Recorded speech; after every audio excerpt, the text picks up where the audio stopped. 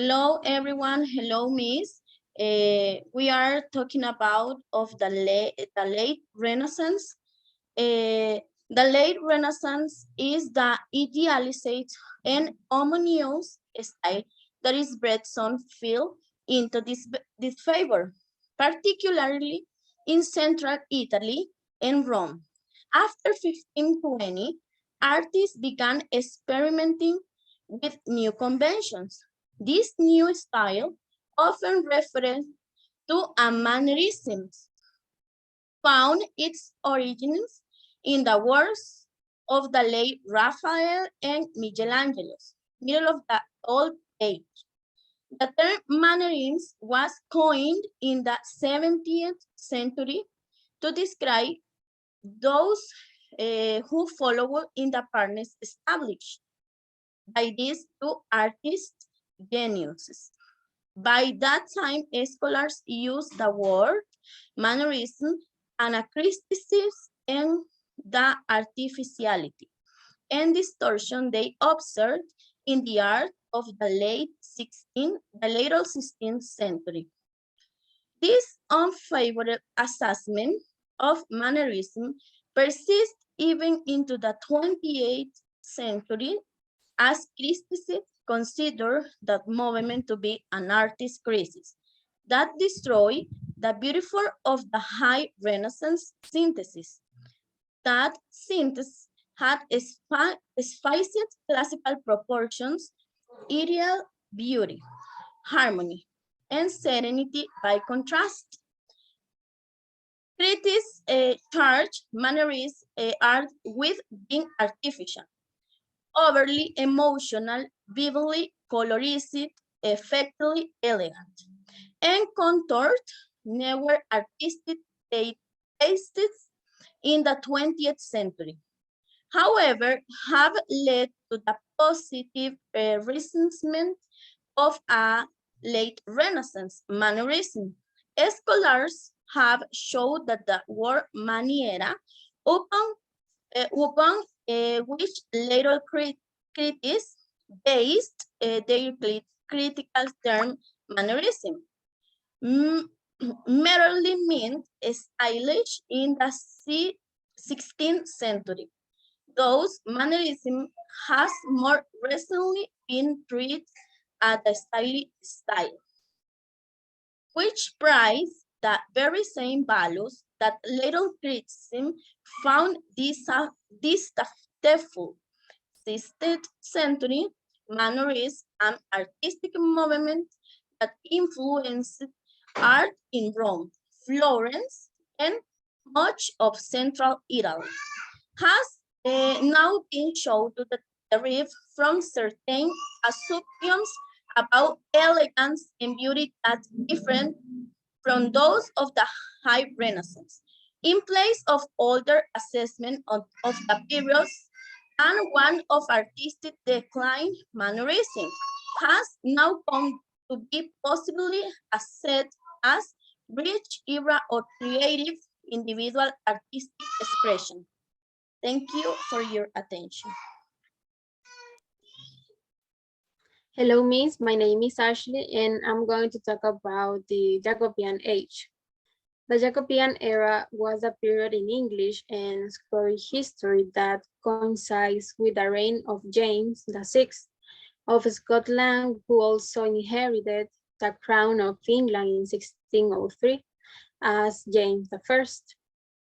The Jacobean era succeeds the Elizabethan era and precedes the Caroline era. The term Jacobean is often used for the distinctive styles of Jacobean architecture, visual arts, decorative arts, and literature which characterizes that period. A notable events of James' reign occur on 5th November 1605. On that day, a group of English Catholics attempted to assassinate the king and destroy Parliament in the Palace of Westminster. However, the gunpowder plot was exposed and prevented, and the convicted plotters were hanged, drawn, and quartered. The Jacobean era's most fiery and eloquent author of political tracts, many in defense of Cromwell's government, of which he was a member, was also one of the greatest of all English poets, John Milton. His Paradise Lost, 1667, is a Christian epic of encompassing scope. In Milton, the literary and philosophical heritage of the Renaissance merged with Protestant political and moral conviction. With the restoration of the English monarchy in the person of Charles II, literary taste widened. The lifting of Puritan restrictions and the reassembling of the court led to a relaxation of restraints, both moral and stylistic, embodied in such figures as the Earl of Rochester. Restoration comedy reveals both the influence of French farce, the English court spent its exile in France, and Jacobean comedy. It generously fed the public's appetite for broad satire, high style that justified the worst Puritan imaginings. The fine arts were dominated by foreign talent during the Jacobean era, as was true of the Tudor and Stuart periods in general. Daniel Maitens was the most prominent portrait painter during the reign of James. Jacobean literature begins with a drama, including some of Shakespeare's greatest and darkest plays. The foremost poets of the Jacobean era, Ben Jonson and John Donne, are regarded as the originators of two diverse poetic traditions, the Cavalier and the Metaphysical. Johnson and Donne share not only a common fund of literature researches, but also a dryness of wit and precision of expression. That is all for me, and my classmate will continue. Thank you. Good afternoon, Miss. Good afternoon, classmate. I talking about the Carola age. The Carola age, talking about the period, the English and Scottish English history. The name after the 24 years reign, the Charles I, developed over the years 1625, 1639. The Carola age was dominated by a religious, political, and social disagreement between the king and his supporters. The Third Year War was region in continental Europe. Britain had an inactive peace between the king and supporters of the parliaments. The Carola age is an age of the poetry of the dream. For example, number one, metaphysical poetry, cavalier poetry, and Puritan poetry. Among its features, we have the Civil War. Basically, talk about a war that divided the two in the two parts.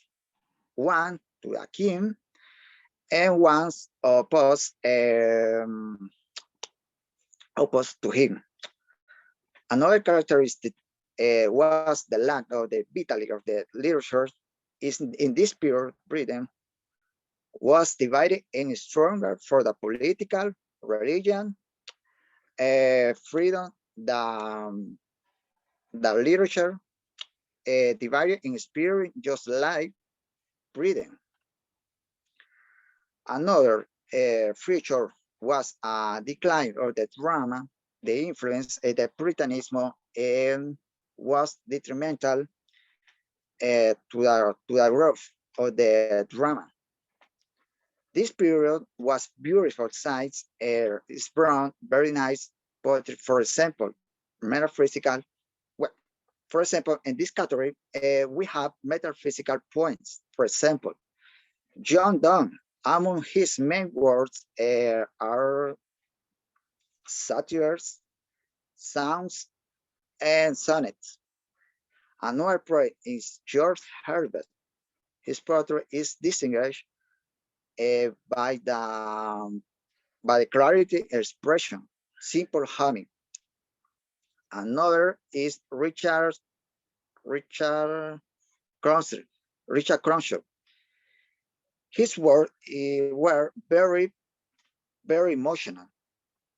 His another is Henry Baum was a poet who liked fantasy poetry.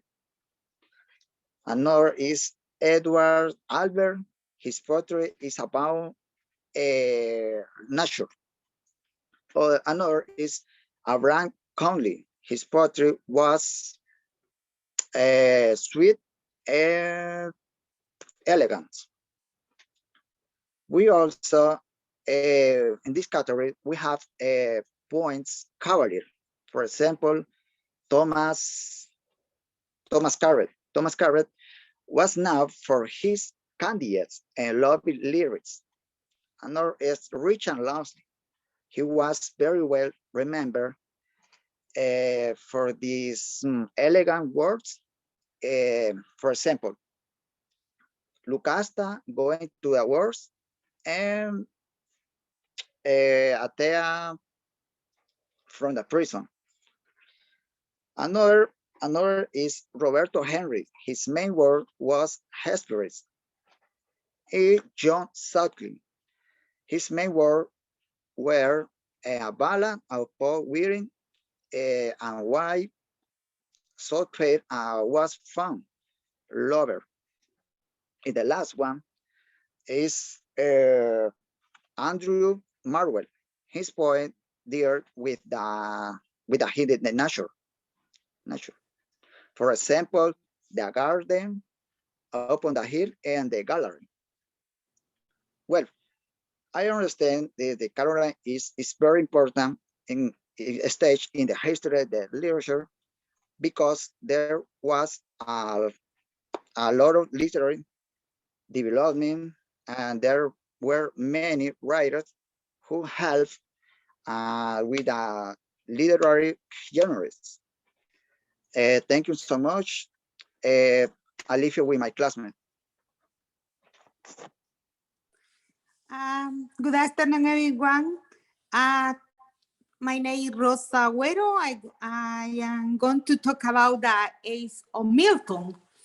The period between 1625 and 1675 is known as the Puritan age or John Milton's age because during this period, Puritan started prevailing in England and also because the greatest literary figure, John Milton, 1600 and 1674, was a Puritan. The Puritan struggled for resistance and liberty. And the general characteristic of the age of Milton started with the Civil War.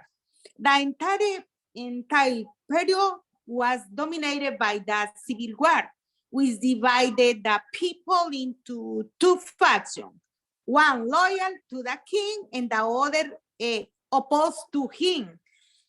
English people had remained on units and loyal to the sovereign. The crisis began when James I, who had recognized the right of loyalty from an act of parliament, gave too much premium to the divine right and began to ignore parliament which had created him. The Puritan, who had become a potent force in the social life of the age, Gerald the movement for constitutional reform, the hostilities which began in 1642 lasted till the execution of Charles I in 1649. There was a little political stability during the interregnum of 11 years, which followed these turbulent years that established of the Commonwealth, the rise of Oliver Cromwell, the confusion which followed upon his death, and finally the restoration of the monarch in 1660. The Puritan movement had two chief objects. The first was a personal resistance, and the second was a civil and personal liberty. In other words, it's to make men honest and to make them free. Hamden, Eliot, Milton, Hooke, and Cromwell were Puritan. During the Puritan rule of Cromwell's, several laws were passed simple pleasure, were forbidden tithes, were closing and austere standard of living was forced upon and willing people. So there was rebellion against. Puritan, which ended with the restoration of King Charles Charles II, literary. Now I want to talk about a little the literary characteristic of the Milton. In the first, the influence of Puritanism. The Puritanists created a confusion in literature. In the second one of vitality and concreteness, the literature of this period locked in concreteness and vitality. And then one of the spirits or unit. And then the dominance of critical and intellectual spirits. And finally, the kind of drum. It's all for me. Thank you for listening to me. Continue my classmate. Thank you so much. Hello, Miss. Hello, everyone. My name is Fanny. I am going to talk about the writers of the late Renaissance. Okay, during the late Renaissance, brief biographical fact and their prose and poetry, or king of literature and writer. Okay, the first writer is John Milton. John Milton was an English poet and essayist, best known for his epic poem Paradise Lost. Politically, he was an important figure among those who support the Commonwealth of England. The second is John Webster, was an English playwright of the time of James, one of the leading of his time. Another writer is Benjamin Johnson. Benjamin Johnson was an English Renaissance playwright, poet, and actor. His best known work are ballpoint in addition to his lyrical poems. Johnson read widely and had a seemingly insatiable appetite for controversy. And and another writer is Catherine Phillips. Catherine Phillips called the incomparable Orinda, was an Anglo-Welsh poet and translator, best known for her poem of passionate friendship between women. Okay, Miss. This is that's it. Thank you for attention. Bye bye.